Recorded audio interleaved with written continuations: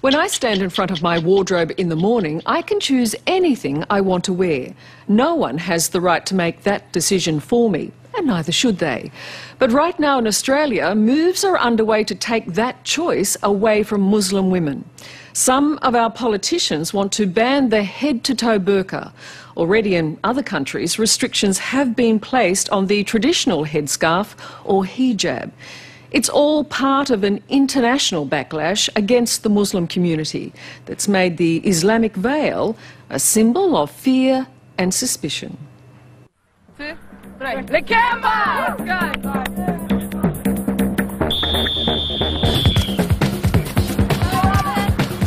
Sunday afternoon out in Sydney's west, and the Lakemba-roos are out to make their mark. This is a fiercely competitive bunch of women. Control the board, don't play their game, play our game. Women who don't take losing lightly. Those 3 goals, guys, were rubbish. But their biggest battle isn't on the field. In what these women see as an attack on their Muslim faith, soccer's international ruling body, FIFA, has banned the wearing of the hijab, their headscarf.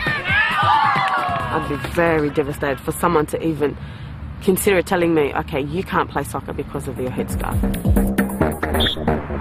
Australian officials have so far resisted the ruling, but many Muslims feel the ban is part of an anti-Islamic backlash sweeping the world. I mean, if you're starting to ban wearing the hijab, then is it going to stop there? You know, are you going to stop us from wearing other things? Women, you know, as women, not even as a Muslim female, but as women. But it's not just FIFA. Internationally, there are moves to ban the burqa, the full-face veil worn by some Islamic women and considered one of the most powerful and visible Muslim symbols. I still can't get... Lakemba-roos captain Hiba Ayash has no doubt what's really behind it all. What do you think is going on then? Is it fear? It's September 11. It really is. Like, you don't really like to talk about it, but it's September 11. So it is fear? Yeah. What woman would want to put on a burqa and cover her face in Australia, with our temperature, in our summer temperature and so on? What woman would want to do that voluntarily? Many who want the burqa banned, like New South Wales MP, the Reverend Fred Nile, claim they're defending women's rights. This week, he tried to introduce his own legislation to outlaw the Islamic veil. Well, I'm very concerned about what I believe is the oppression of Muslim women. All the evidence points to directions from either the husband or males in the family or from the Islamic leaders in the mosque. So you're doing this for women? For women, definitely. You're not doing it because you don't like the look of the burqa? I don't like the look of it either.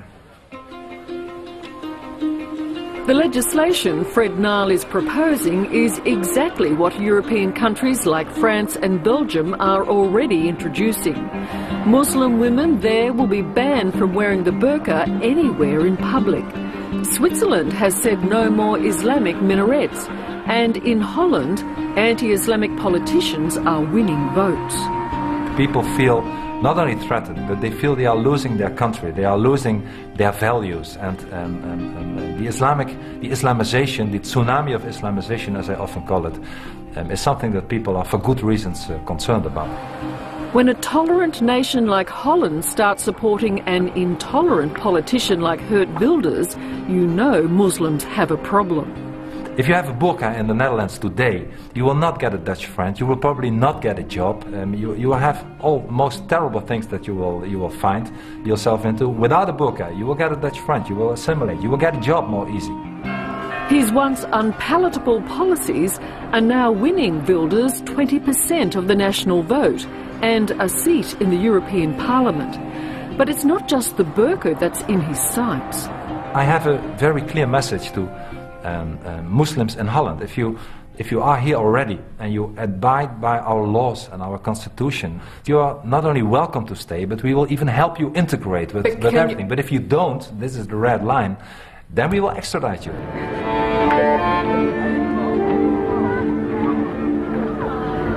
The French were the first to draw a line in the sand. 6 years ago, they banned women and girls from wearing headscarves in public-funded schools and government offices. Now there is a proposal to ban the burqa, the full-length veil that covers all but a woman's eyes, and prevent her from wearing it in public places. For a country that is now home to 5 to 6 million Muslims, this latest plan sends a very clear message. It's the French way or the highway.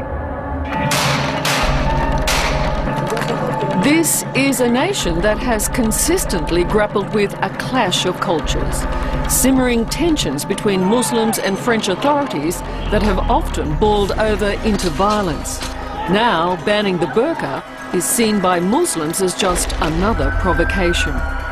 They are playing a game. They don't realize how dangerous it is. And how dangerous is it? It's dangerous because we know that Europe has a very, very sad history with what they did to the Jewish people when they started to discriminate them.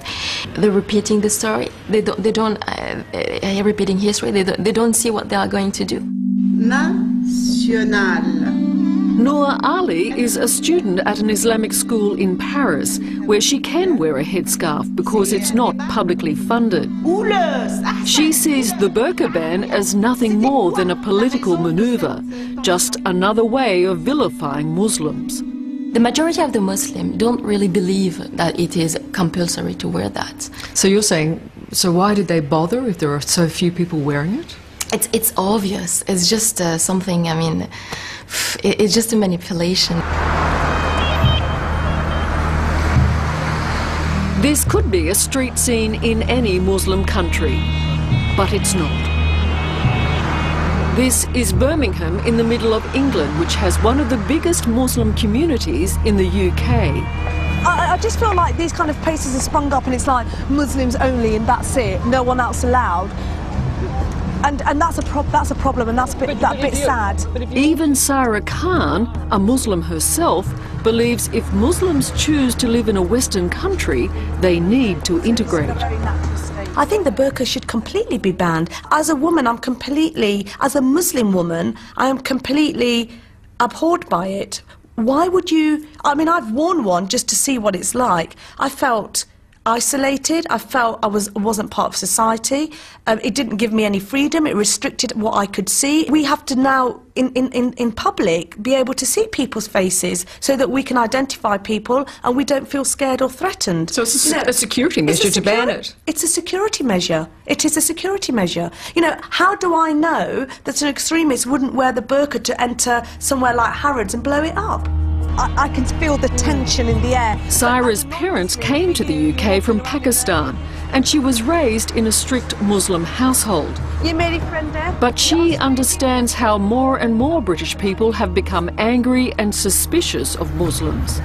You've got your halal shops, you've got your mosques, we've allowed you to be educated in this country, we've welcomed you, we've given you work, you know, you've participated, and now you're blowing up British citizens. What do you want non-Muslims to say?